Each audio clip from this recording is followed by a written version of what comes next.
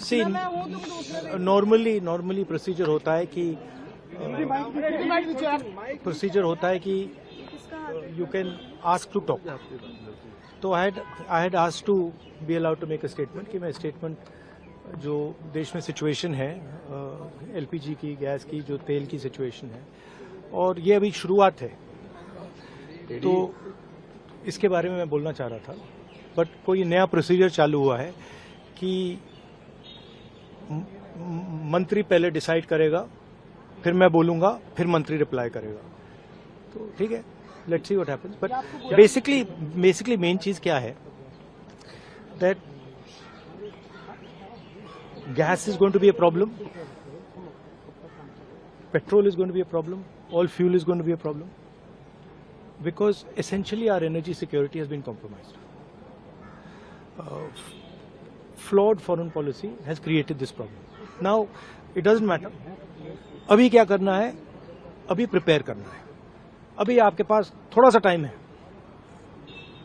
तो सरकार को, प्रधानमंत्री को एकदम प्रेपरेशन शुरू कर देनी चाहिए, क्योंकि अगर प्रेपरेशन नहीं की तो फिर करोड़ों लोगों का जबरदस्त नुकसान होगा. कह रहे कोविड के जैसे कोविड से निपट लिया था वैसे ही निपट लेंगे. राहुल जी वो कह रहे हैं कि जैसे कोविड से it's a much bigger issue. It's a much bigger issue than oil is being allowed, oil is not being allowed. This war is fundamentally about the current world order. Right? This is a much bigger thing than Iran is allowing us to allow fuel, not allow fuel. We are going into an unstable time. When you go into an unstable time, you have to change your mindset. You cannot have the same mindset, right? So what I'm suggesting to the government is that they now start to think deeply about what are the possibilities and what do we have to do to make sure that हमारे लोगों को नुकसान ना हो.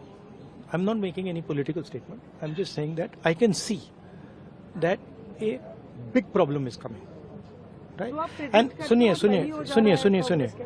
सुनिए, और अगर ये ईरान के लेवल पे अभी रिजॉल्व हो जाए, तब भी ये प्रॉब्लम नहीं जा रहा है, क्योंकि दुनिया बदल रही है, स्ट्रक्चर बदल रहा है.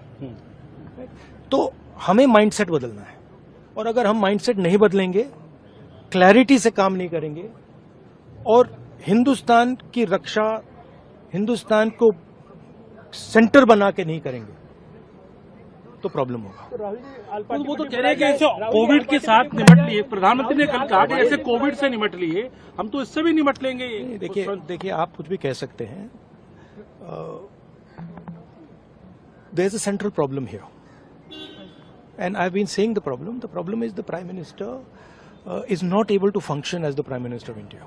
And there's a reason for it, right? He's trapped. Now, anyway, he still needs to make sure currently that the people of India are protected. He needs to make sure that our energy security is managed by us, that we are taking the decisions about our energy security, right? So that's all I'm saying.